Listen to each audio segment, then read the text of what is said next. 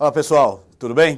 Sou o professor Rogério, eu vou bater um papo com você agora sobre uma previsão para a prova do Enem desse ano. Você vai prestar Enem, certo?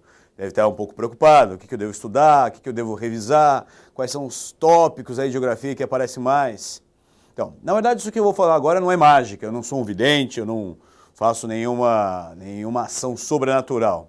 É uma simples análise aí das últimas provas, né? A gente trabalha aí bastante tempo com o Enem, com vestibulares, então a gente já tem essa previsão meio que de cabeça, a gente já sabe os tópicos mais comuns. Existe uma tendência, então tudo que nós vamos falar agora é uma certa tendência para cair no Enem em 2014, esse ano. Legal? Primeira parte, não tem escapatórias, isso é o chamado tripé da geografia física. É uma parte que da geografia nem todo mundo gosta muito de estudar, mas não tem escapatória. E aqui a dica é o seguinte, a dica é você focar em aspectos da geografia física do Brasil, certo? Enem, Exame Nacional do Ensino Médio, é uma prova aí com todo esse âmbito do governo federal, com foco em Brasil. Então a geografia física do nosso país tem que ser algo bem trabalhado, bem estudado. Então, qual é o tripé da geografia física que aparece aí, entra ano, sai ano, não tem jeito. Clima, relevo e vegetação. São os três tópicos que vale sempre muito a pena você revisar. Clima, especificamente, os diferentes aspectos climáticos no Brasil. Então vem aquela parte, tenho certeza que você assistiu as minhas aulas sobre os climas das regiões brasileiras. Então você pega ali a parte do semiárido, compara com o clima subtropical, diferença entre o clima tropical típico e o tropical de altitude. Fique atento àquele gráfico famoso que é usado ali para você diferenciar os climas. Lembra o nome? Climograma, um gráfico que mostra ao mesmo tempo a temperatura e as chuvas. As barras nesse gráfico indicam o índice pluviométrico. A linha que aparece apresenta ali a variação térmica. Lembra disso? Bacana, só você dar essa revisada aí, os diferentes tipos climáticos. Relevo, a classificação do relevo brasileiro. Então, na verdade, aqui, não só a classificação, mas a formação do relevo. Toda aquela parte ali de forças endógenas, forças exógenas, como se forma o relevo terrestre, e aí ter essa visão sobre o relevo brasileiro. Nós fizemos aí nas aulas um passeio por todas as principais formas de relevo no Brasil, e isso vale sempre muito a pena você revisar. Sempre foco Brasil, legal? Vegetação. A parte de vegetação, Enem, vale a pena você lembrar os domínios morfoclimáticos. Lembra quais são os principais? Isso, você deve estar lembrando em domínio de mares de morros, domínio das araucárias.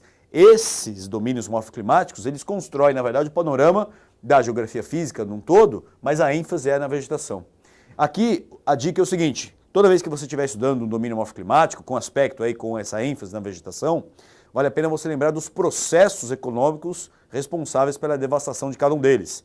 Por exemplo, quando você fala aí no Cerrado, é muito importante você lembrar do avanço da agropecuária, então o avanço de todo o agronegócio no Brasil, principalmente a soja, algodão, como os processos principais de devastação desse domínio morfoclimático. Legal?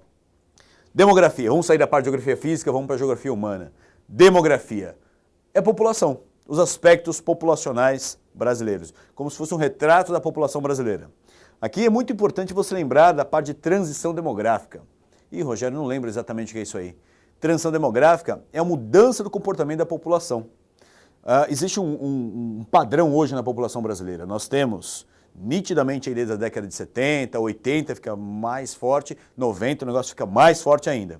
É uma diminuição gradativa da natalidade brasileira. Na verdade, antes da natalidade, a gente tem a queda da fecundidade. Ih, Rogério, não lembro a diferença. Fecundidade é o número médio de filhos por mulher. Hoje a fecundidade brasileira está abaixo da taxa de reposição. Estamos aí beirando 1,8 filhos por mulher.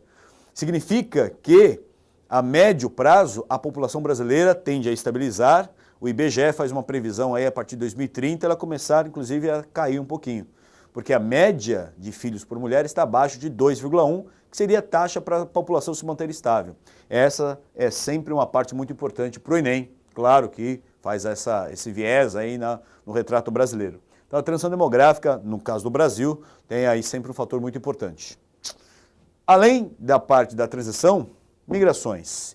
Migrações internas, mas principalmente fluxos migratórios estrangeiros para o Brasil também. Estamos vivendo aí um momento onde o Brasil ocupa um papel diferente no aspecto das migrações. Até pouco tempo o Brasil era um país de emigração. No Brasil, as pessoas saíam daqui para buscar oportunidades profissionais na Europa, nos Estados Unidos. No caso do Japão, os Dekasegs são os descendentes japoneses e aí que vão procurar emprego lá na indústria no Japão. Só que agora, de uns 8, 10 anos para cá, o Brasil vem cada vez mais ocupando um lugar diferente nesse mapa das migrações. O Brasil se tornando um país de atração de imigrantes. Então agora nós temos aí um polo de atração de imigração. Imigração, Rogério? Nós temos aí um fluxo migratório importante. Aqui na América Latina, então nós temos bolivianos entrando em quantidade representativa, haitianos entrando bastante no Brasil também, isso chama muita atenção. E aí um fluxo importante também, o fluxo africano para cá, angolanos, senegaleses, nigerianos entrando em quantidade razoável. O tópico de migrações sempre chama muita atenção, vale a pena você revisar também. Conflitos, aqui uma parte que o Enem, a geografia ficando próxima de atualidades. Bom, aqui eu falei como estudar geografia, uma das primeiras aulas, lá no cronograma das aulas que nós gravamos, nós temos aqui uma parte importante de você se manter atualizado. Leitura de jornal, revista, sempre atento ao que está acontecendo. E aí, esse ano especificamente, em 2014, não tem escapatória. Um conflito que chamou muita atenção desde o início do ano, e o desenrolar dele vem aparecendo aí sempre na mídia, é a relação entre Ucrânia e Rússia. Só que aqui vai um macete também. Tudo que você estuda sobre Ucrânia e Rússia, esse desenrolar dessa situação tensa entre os dois países, vale a pena você focar na parte energética. A geografia se preocupando aí nos motivos, né? Quais são as explicações em relação a essa tensão geopolítica entre Ucrânia e Rússia. Aqui é a parte do gás natural. Tem toda uma rede muito articulada de gasodutos que saem da Rússia, vão buscar ali o gás e o petróleo no Mar Cáspio. Mar Cáspio é um mar fechado, é um mar que não se conecta com nenhum outro mar. Então a única forma de transportar esse petróleo e o gás natural é através de óleo e gasodutos. E parte desses gasodutos e oleodutos passam pela Ucrânia. E aí é um elemento central nessa tensão geopolítica entre os dois países. Vale a pena você ficar atento também. E, por último, mas não menos importante, o Enem sempre fazendo aí uma análise sobre as questões ambientais. Sempre tem ali uma, duas questões na parte da interdisciplinaridade, geografia com química, geografia com biologia, a parte das questões ambientais.